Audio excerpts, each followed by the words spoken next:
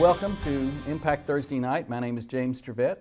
This is Whitestone Christian Ministries, and I'm excited to be here tonight, and we're going to be sharing a new message with you tonight on the fourth watch.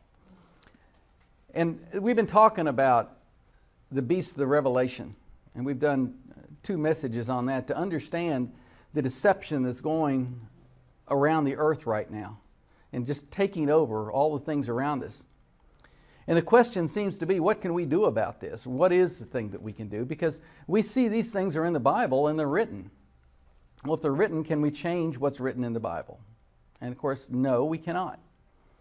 So how do we live in this time? What's the Bible tell us about living in this season? So I was going to go forth and do the third message, which was about the narrative and the agenda of the beast. And it's actually fairly clear out there, but as I've been studying it, it's a lot deeper than you can even imagine. And I can share a lot more about that maybe when I complete the message on that. But it's amazing the deception that's out there and the assumptions that these people have made, which are absolutely not from the Bible and not from God.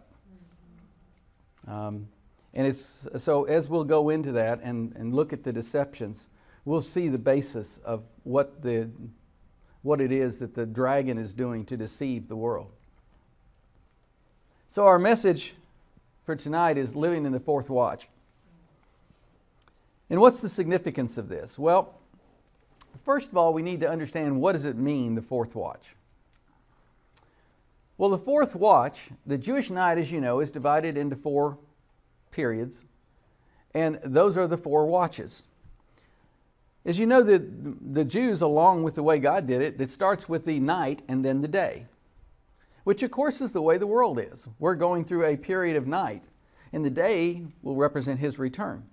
It's a dawning. If you look at the word dawning, you'll find very often He's talking about that's His return. Now, before the dawn is a particularly dark time, and that time is called the fourth watch. Because as you can see, that is the last watch of the night. And it's the time just before and ending with dawn. That marks the end of the watch. I believe that we are living in the fourth watch right now. I think this is where we are, before the dawning of the return of Christ. And it will end with that dawn. But during this time is a special time in the Bible. And so I took some scriptures to look and see what's it like living in the fourth watch. Do we have any examples of that? And as it turns out, of course, we do. So I'm going to start in Luke with a story. And the story was about what happened one day when Jesus, probably in Capernaum by the Sea of Galilee, said to His disciples, let's go over to the other side. Amen. Let's go over to the other side. Is that where we are? It's time to go to the other side. So they got into the boat and set out. As they sailed, He fell asleep, and a squall came down on the lake, so that the boat was being swamped and they were in great danger. And the disciples went to Him saying, Master, Master, we are going to drown. Now, what about that? First of all, why on earth did the Lord do this? What do you think's going on here? What do you think it is? A test of faith. So He gets them in the boat and He's heading across to the other side, and a storm just happened to come up, right? So where's Jesus when the storm comes up? Asleep. What a surprise. So is He out there worried about the storm or watching for the storm? No.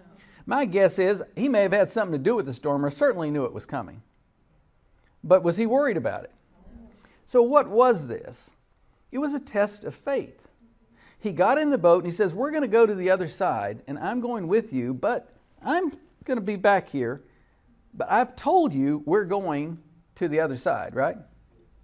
He already said that. So they're in the boat, and what did He say when He had to get up and rebuke the wind?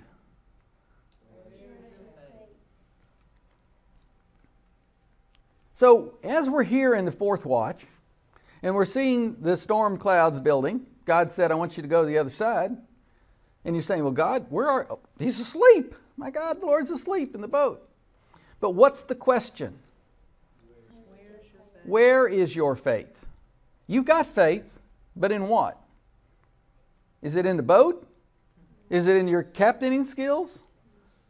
Is it in the storm? Or is it in the Lord, even though he's asleep? Because what did he say? Going to the other side. Where is your faith, he asked the disciples. In fear and amazement, they asked one another, who is this? He commands even the winds and the water, and they obey him. That's a good object lesson. These storms that we're going through, actually, he can command them, and they obey him. This is God we're talking about. They sailed to the region of the Gennesaret across the lake from the Sea of Galilee, which is, of course, sort of the lengthwise distance on the lake. So as we look at this, it was a test of the disciples. He knew that these guys were going to have faith to do what they were going to do. And right now he was with them, but he decided to take a nap in the bottom of the boat to see what was going to happen. And the storm just happened to come up. So is anybody feeling like this is happening in your life at all? Yes. Well, let's go a little further. Sometimes the Lord tests your faith by taking you from the stability of the shore to the other side. So let's look at Matthew 14. So now they're back, probably in Capernaum, and what does he say this time? Immediately, Jesus made the disciples get into the boat and go ahead of him to the other side. So what's happening this time?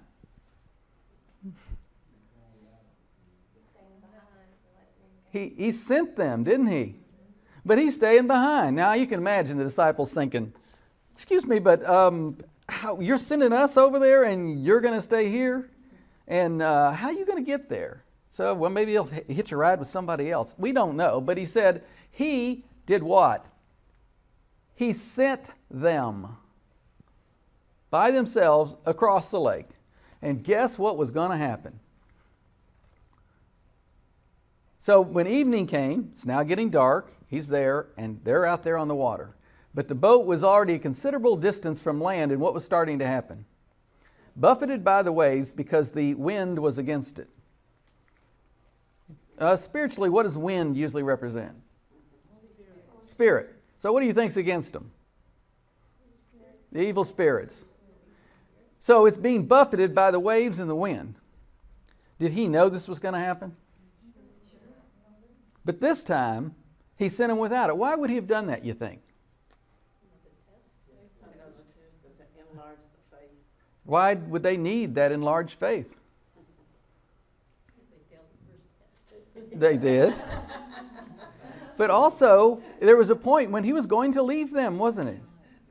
And they must trust the fact. You know, he showed them the first time. I have control over these waves. I can do whatever. But this time he sent them. But it was still him that did it. He sent them.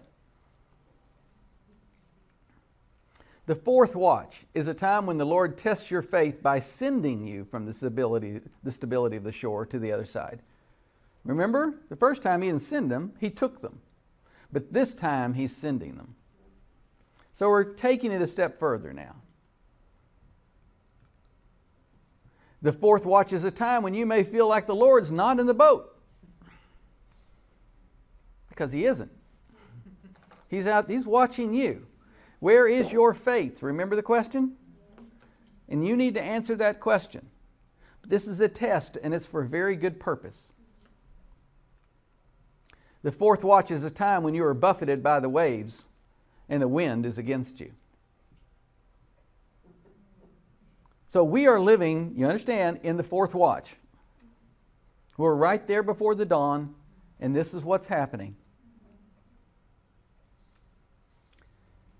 He continues on with the next verse. During the fourth watch of the night, here we are. Jesus went out to them walking on the lake. When the disciples saw him walking on the lake, they were terrified. "It's a ghost," they said, and cried out in fear. But Jesus immediately said to them, "Take courage, it is I, don't be afraid." So he sent them out to get to the other side through the night. I believe that this is also a picture of the church. That he's trained up the church, and the other side is going to be his return. It's where we're going. We're going to get there. It's in our own lives, we have our own lake that we're crossing with the storms, but there is another side over there. And he did send us there. But I also believe it was a picture, because he's walking on the water and he's going before them, and he's going to be there at the other side. The fourth watch is a time to take courage for the Lord.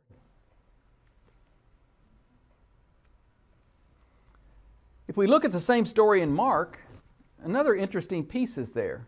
It says, "And he saw the disciples straining at the oars." Okay, now he's out there on the water.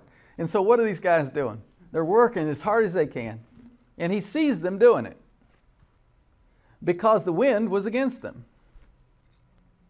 About the fourth watch of the night, he went out to them walking on the lake. He was doing what? And he was what?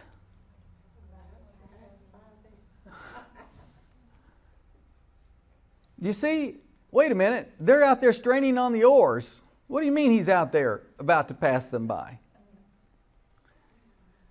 But when they saw him walking on the lake, they thought he was a ghost, and they cried out. Now, why did they see him? What would they have had to have been doing to be able to see him? They were watching. The term, the fourth watch. Do you understand what that means? During the night, you're to be watching. That's when he said, "It is I. Take courage, do not be afraid." The fourth watch is a time to keep watch for the Lord.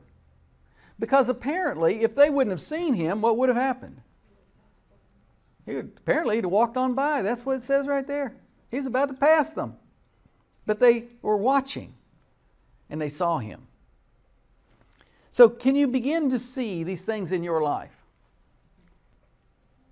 Can you see the fact that he's sending you to the other side, he's testing your faith, and all this time, not only are you being trained and equipped, but you're actually building treasures in heaven.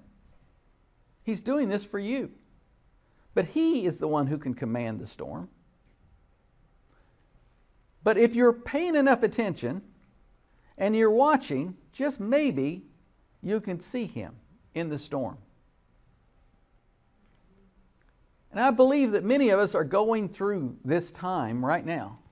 OJ, got something? Hey, James, but I think what is encouraging, you said on the first watch time when he was with them, he was asleep. Mm-hmm. Yeah. But on the second watch, it said he went up to pray. And the Bible says he lived to make intercession for us. So in the fourth watch, Jesus is praying for us. That's He's right. not idle. He's interceding for the church.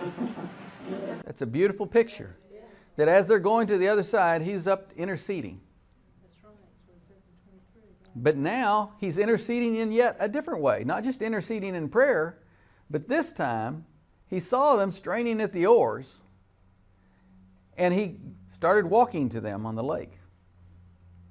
But they watched for him. So I believe we're in that kind of time right now.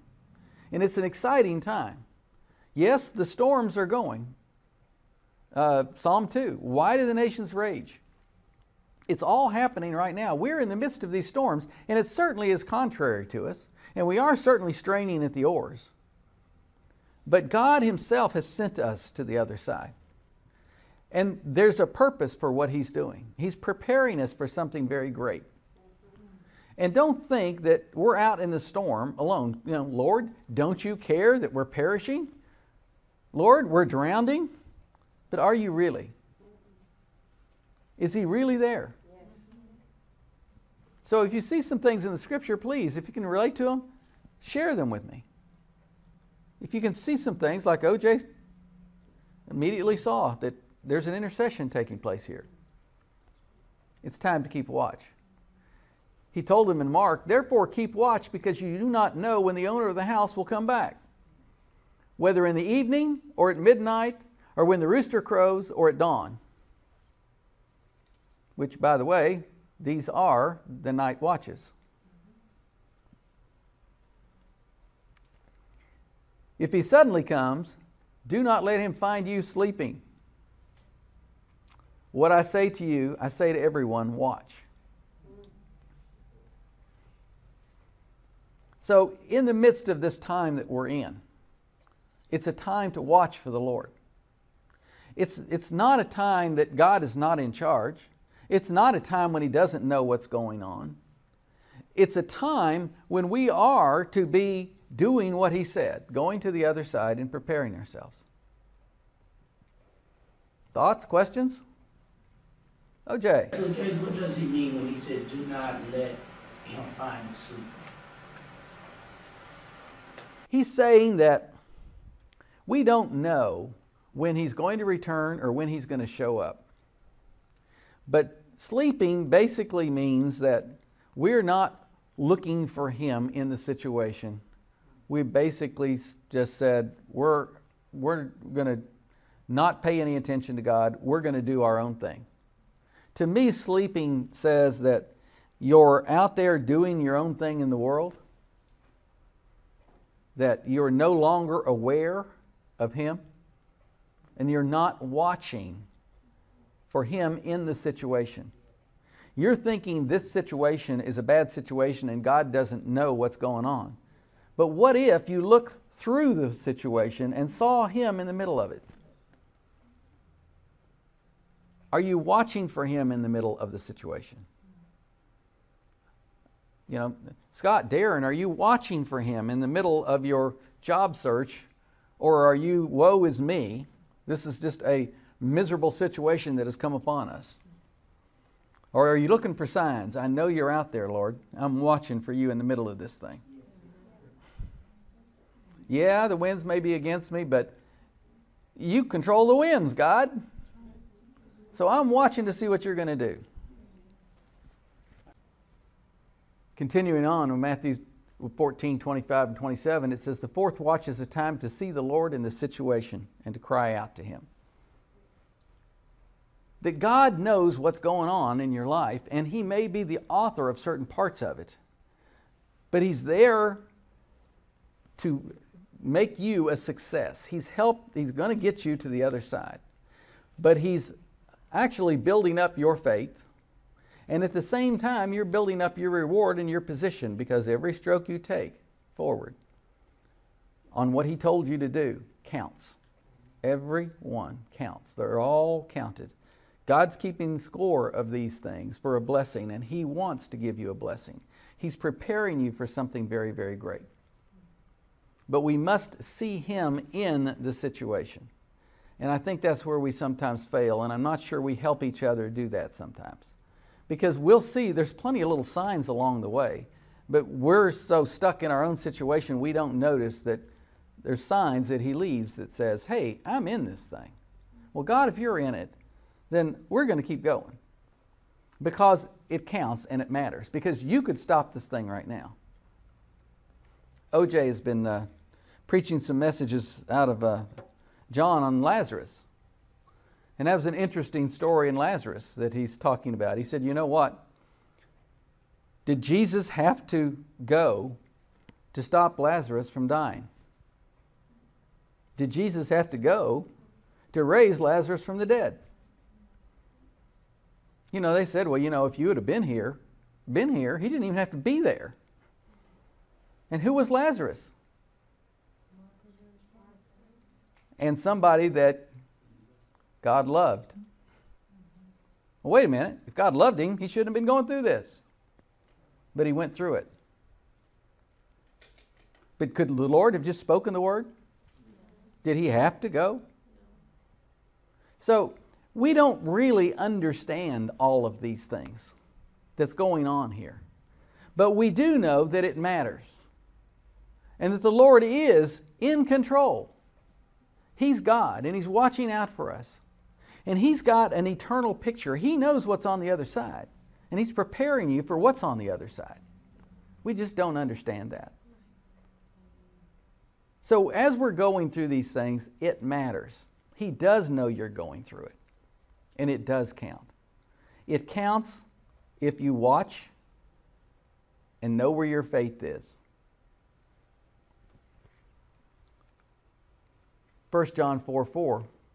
You, dear children, are from God and have overcome them, because the one who is in you is greater than he who is in the world. The fourth watch is the time to see that Jesus is above the storm. Yeah, he's on it, but He's above it. He's walking over the storm. The storm isn't controlling Him. He's already shown that He had control of it, and it doesn't limit Him showing up. In the midst of the storm, He can walk right on top of it. So whatever it seems like it's a scary thing to you, He was mastering it, not only by telling it to quiet down, but the situation was, even when the storm is raging, it didn't disturb Him. He can walk on top of it. So He's showing us something here. He's teaching His disciples something. And He's teaching us something. John 16:33.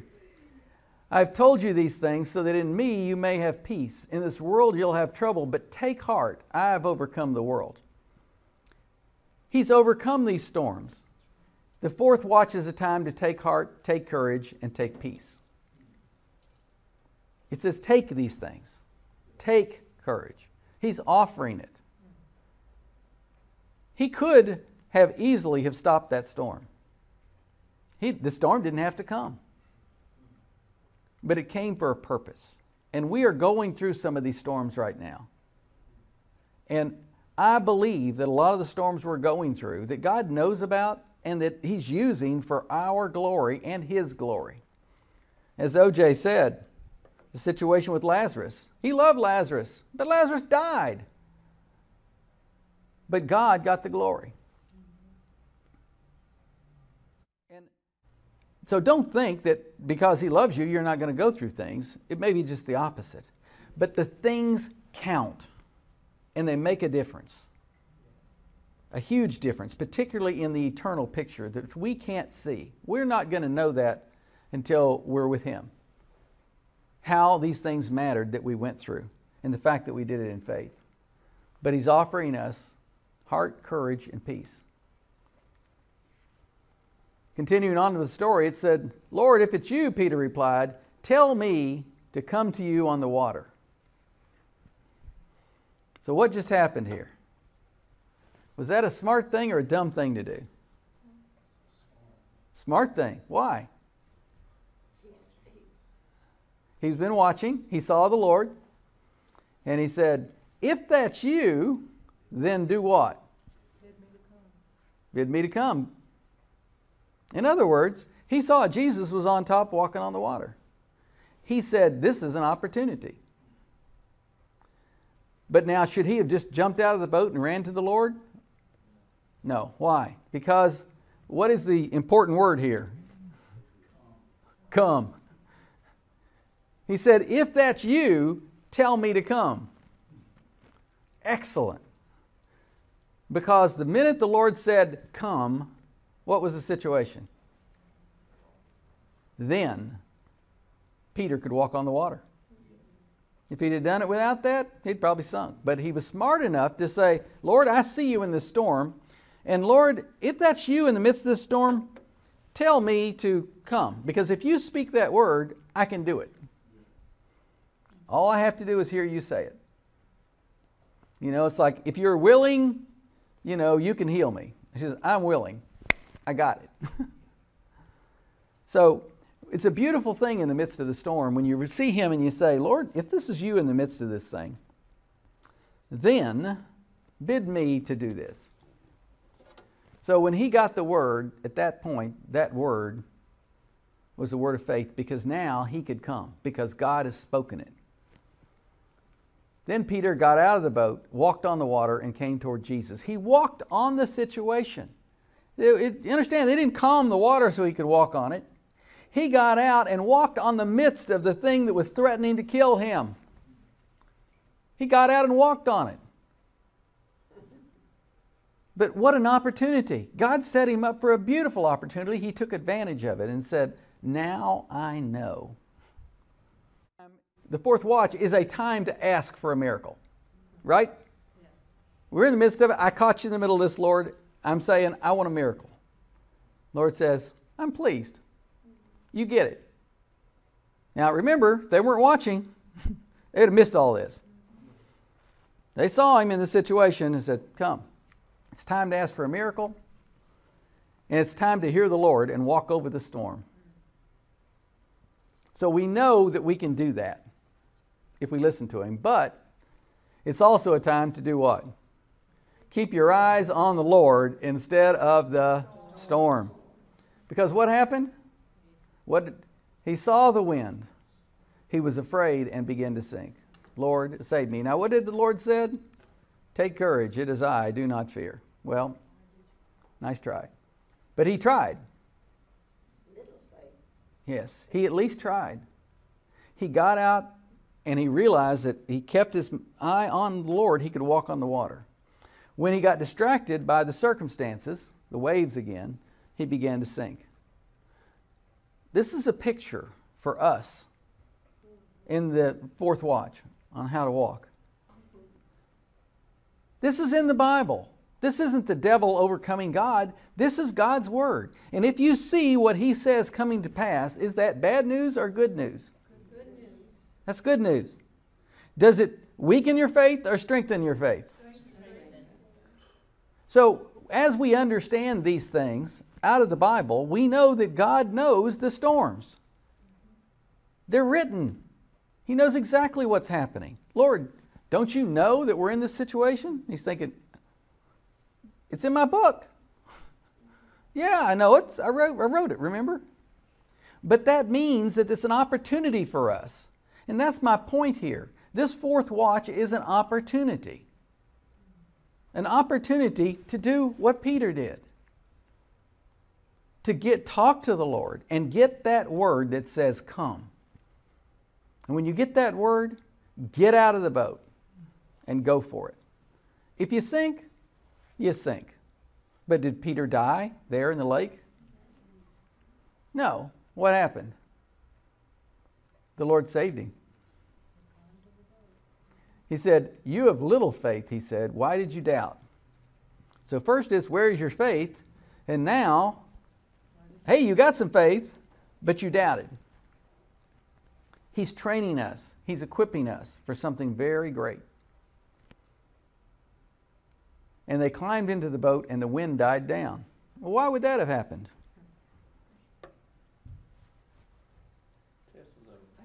Exactly. Congratulations. Wait a minute. Why is it stopping now? Because if it had stopped before, you wouldn't have walked on water. In the midst of it. The test was over. So the wind died down. You didn't have a need for it now.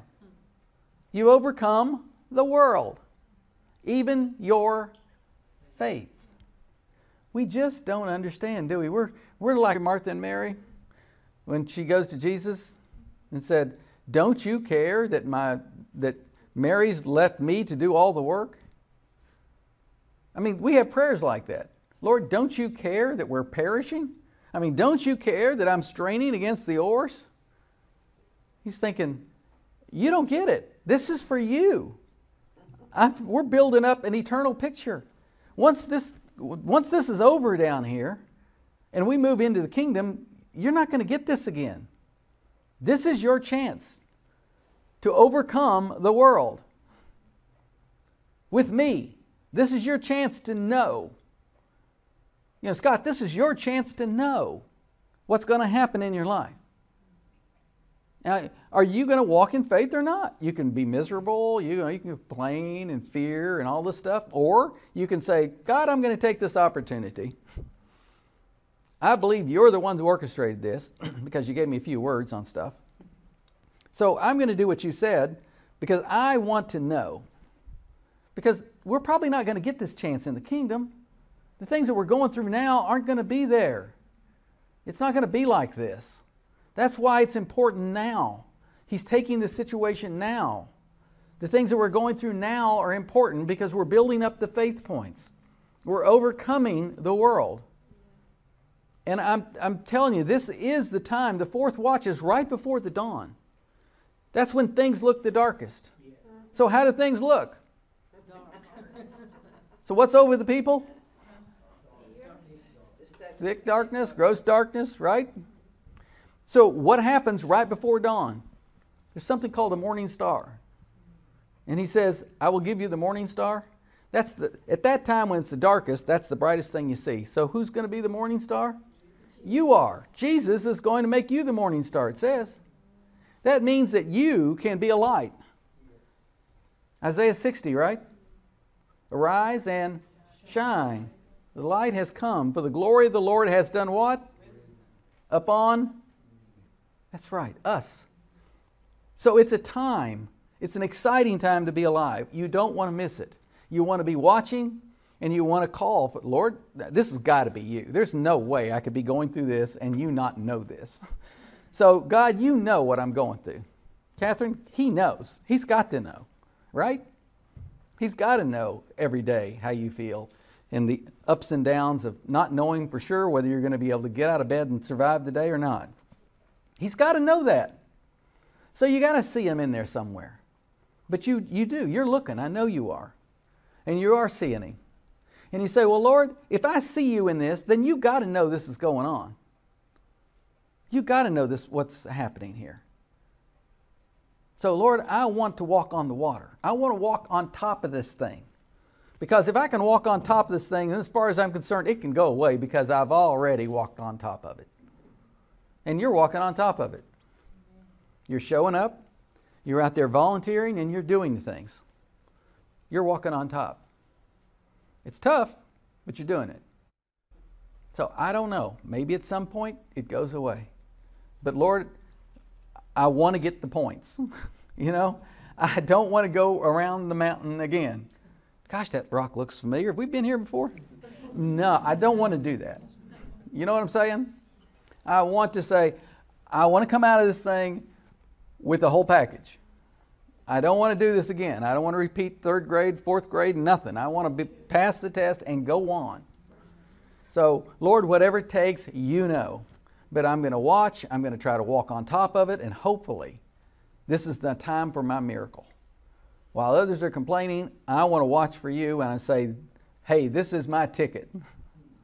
This is my place in the kingdom. I'm passing a faith test here.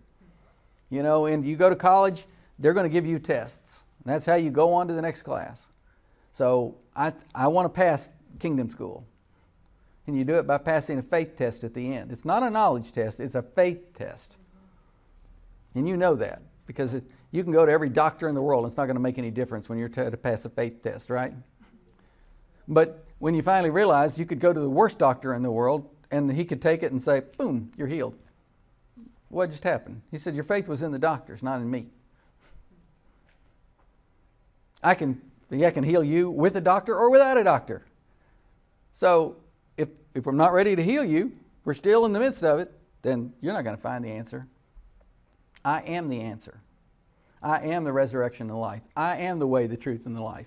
I am the answer here. The fourth watch is a time to cry out to the Lord if you begin to sink. He saved Peter, He'll save you. But at least get out of the boat. Say, but what if I sink? Well, Lord, you said come, so you got to get me out of this mess. I heard your word, I took an action. Yeah, I screwed up, but you knew I'd screw up, so you must be there to catch me. But at least I took a step. That counts, right, God? Yes. Why? Because it's faith that pleases God, not success. You understand that, right? It's faith that pleases God, not success. You say, well, I was successful. It's the faith that's important. Even if you weren't successful, the faith counts. Exodus 14. Then Moses stretched out his hand over the sea, and all that night the Lord drove back the sea with strong east winds and turned it into dry land, and the waters were divided. And the Israelites went through the sea on dry ground with a wall of water to the right and left. You remember this, right? The Egyptians pursued them, and all Pharaoh's horses and chariots and horsemen followed them into the sea. You remember this was a bad situation. They were camped between the army and the sea. Dumb, right? I mean, any strategic person will tell you, don't do that. That's stupid. But God put them up. So did God set them up? Yep. But who did he really set up? Let's read. During when? The last watch of the night, the Lord looked down from the pillar of fire and cloud at the Egyptian army and threw it into confusion. He made the wheels of the chariots come off so that they had difficulty driving. And the Egyptians said, let's get away from the Israelites. The Lord is fighting for them against Egypt. Then the Lord said to Moses, stretch out your hand. He's watching God. He says, he didn't do it. He said, stretch out your hand. He'll tell us to do something. Stretch out your hand over the sea so that the waters may flow back over the Egyptians and their chariots and horsemen. That day the Lord saved Israel from the hand of the Egyptians. And Israel saw that the Egyptians were lying dead on the shore. Fourth watch, right? The last watch of the night, what happened? They were set up, right? He left the Israelites in a really bad situation, right? But was it? No. It looked pretty bad. But he used it as a setup, not to take out the Israelites, but to do what? To take out the enemy that was following them. And sure enough, they fell right into the trap and pursued him. They said, boy, this is easy. This is like shooting fish in a barrel. I'm coming after them. But God had a plan. And he used it to destroy the Egyptian army, which not only saved them, but also prepared their way to go over and take the land of Canaan. When they figured out what happened to the Egyptian army, they may have been a little bit more concerned about things. You remember Paul was talking about casting out demons. And he said these people were out there casting out demons. And they said, well, Jesus I know and Paul I know, but who are you? You remember that? The demon went and beat them all up. Well, what if it says, well, Jesus I know, and Paul I know, and Catherine, I know you too. Because the last time we attacked you, we got in trouble. Awesome, huh? He can defeat your enemies. If you just do what he says, stretch out your hand. It's a setup to defeat these things. And it may not just be for you. He may be using it to defeat the enemy, to use you in ministry. You beat the spirit of depression or addiction, and pretty soon that spirit knows you. So you're out there ministering to people. And that says, oh, here he comes. You beat us once. So you can see how this works. These things that we're living in these last days, if God has declared them, he's in charge of them. The fourth watch is the time to defeat your enemies. He said to them, it is I, don't be afraid. Then they were willing to take him into the boat, and immediately the boat reached the shore where they were heading. Why would that be? They passed the test, right? Immediately it was there. So the shore where you're heading you think is somewhere over here, but it says you passed, you're there. Bam. Immediately they were there. What an incredible thing. They didn't have to say that, but they added that in. Because the test was over, and immediately they were where they were supposed to be. Incredible. The fourth watch is a time to invite the Lord into the boat, wouldn't you say? So you're in a boat right now somewhere, and it may be taking on some water, but if it's God, if this is a fourth watch situation, keep your eyes open. It may be a beautiful opportunity for us. This may not be the miserable, suffering time that we think it is. This may be a time to overcome. It may be a time of great victory in the kingdom. God holds all the cards. You say, Lord, why don't you come down and save us? And he says, I am. I will. I just want to make sure you are in position when I do it. Because I need you to run my kingdom after this. So I got to train you and equip you. You got to know that you know that you know. And I got to give you these tests first. And you want to pass these tests. And so if you wonder why you're going through things, don't be surprised. So the fourth watch is a time of great darkness. It's a time of a contrary wind against us. It's a time of storms and fear. But it's also a time of great miracles and a time when the morning star is the brightest. That's the fourth watch. So how do you live in the fourth watch? You realize it's a time to launch out to the other side. It's a time to watch for Jesus and call to Him. It's a time to take courage and fear not.